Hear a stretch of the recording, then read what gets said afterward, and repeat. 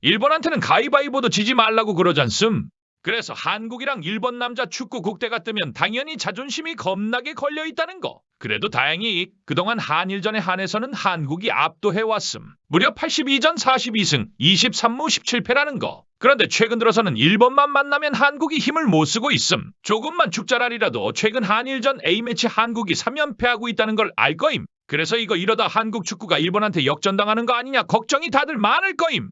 근데 어떻게 보면 사실 한국은 애초부터 축구를 일본보다 잘하는 게 아니었을 수도 있음. 일단 화부터 내지 말고 들어보셈. 냉정하게 한일 월드컵 4강 간 것만 빼면 한국이 내세울 수 있는 게 뭐가 있을 것 같음? 우선 피파 랭킹부터 보자. 이게 지난 34년 동안 한국과 일본의 연간 최종 피파 랭킹을 비교한 건데 사실 34년 중 한국이 일본보다 높은 피파 랭킹에서 마감했던 거는 9년밖에 없음. 나머지 25년은 일본이 더 높은 순위에서 마감했다는 거임. 21세기 들어서는 한일 월드컵 직후 1에서 2년, 2015에서 2016년 빼고는 계속 일본이 한국보다 순위가 높았음. 그럼 피파 랭킹 그거 다 거품 순인데 그거 봐서 뭐 어쩌자는 거냐고 할 거임? 그럼 메이저 대회 성적을 비교해보자. 먼저 월드컵부터 볼 거임. 솔직히 역대 월드컵 본선 진출 횟수는 한국이 압도함. 한국 11회, 일본 7회임. 1998년부터 2022년까지는 두 나라 모두 7회 연속 진출을 했기 때문에 이때의 성적을 놓고 비교해보겠음. 한국은 2002년 4강 진출이 눈에 띄고 일본은 참여한 대회 중 과반 이상에서 16강 토너먼트 진출이라는 성적을 거뒀다는 거임. 다소 엇가라고 느낄 수도 있겠지만 월드컵 기준 한국은 고점이 높은 반면 일본은 저점이 높다고 볼 수 있을 것 같음. 다음은 아시안컵임.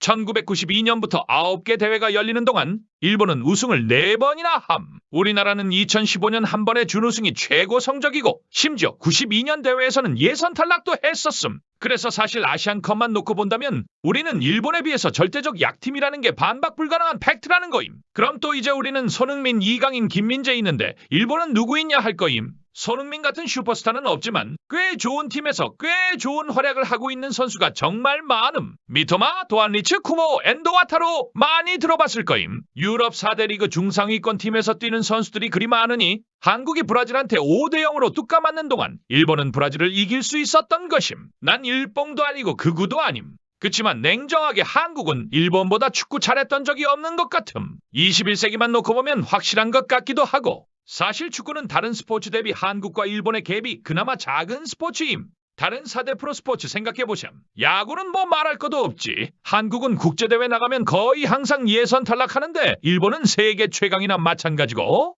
한국 배구는 국제대회 2부 리그에서 3부 리그 강등당하니 많이 하고 있는데 일본은 1부 리그 우승을 바라볼 수 있는 전력을 갖춘 팀이고 난 농알못이라 잘 모르는데 농구도 마찬가지일 거임. 일본 중에 느바뛰는 사람 많다고 들음.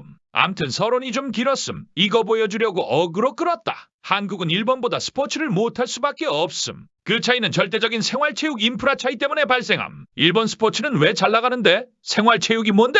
체육계에서는 엄청 오래된 토론 주제임. 한국은 오랫동안 엘리트 체육을 지향해왔음. 그게 뭐냐면 누가 초등 선출이다, 중등 선출이다 이런 말 많이 들어봤을 거임?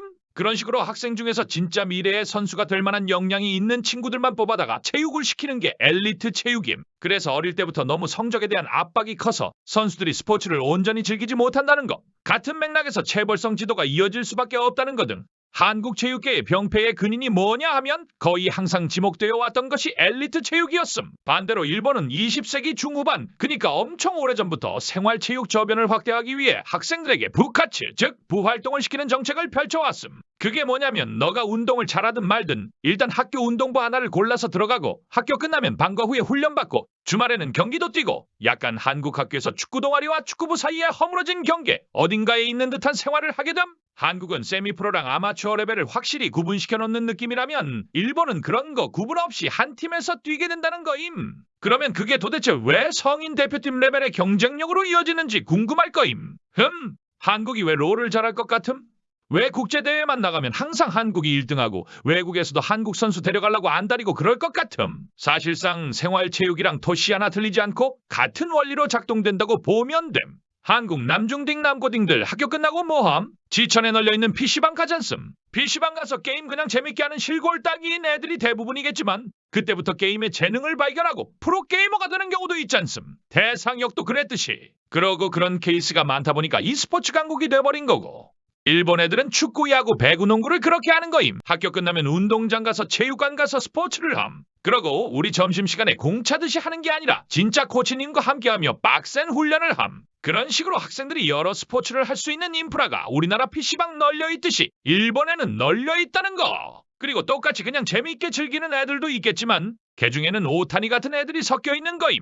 그리고 생활체육 시스템을 통해서 모두가 어릴 때부터 스포츠에 노출이 될 수밖에 없으니까 재능이 있는 애들은 필연적으로 발굴되는 거고, 중국에서는 메시가 밭을 갈고 있을 수도 있다는 우스갯소리 있잖음. 일본에서는 재능 있는 친구들이 모두 생활체육에 노출되게 되니까 중국 같은 일이 발생할 확률이 훨씬 낮다는 거임. 이런 시스템상의 차이가 시간이 흐르면서 누적되고 결국 지금의 성인 대표팀 레벨에서의 차이로 이어지는 거고, 통계 찾기는 귀찮은데 한국이랑 일본 각 스포츠 연맹에 등록된 고등학교 선수랑 클럽 수 자료가 있음. 그것만 봐도 차이가 명백함. 거기서 선수들을 성장시켜서 일본 지금 유럽파 수백 명이라 전설의 1군 나오면 11명 다 4대 리그 선수로 채울 텐데 우리나라는 계속해서 작은 모수 속에서 차범근, 박지성, 손흥민 같이 시대를 대표하는 천재가 나는 걸 기다리고 있음. 한국도 이게 문제인 걸 알다 보니 생활체육을 어떻게 확대해야 하나 되게 오랫동안 논쟁해왔음.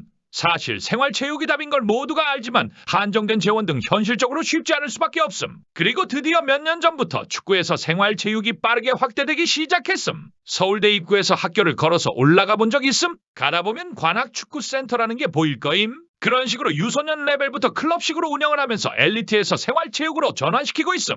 한국 체육계의 오랜 수건이고 장기적인 전환일 수밖에 없으니 오래 걸리겠지만 나는 성공적인 도입을 기원함. 한일전 그만 좀 뚝 까맞아라.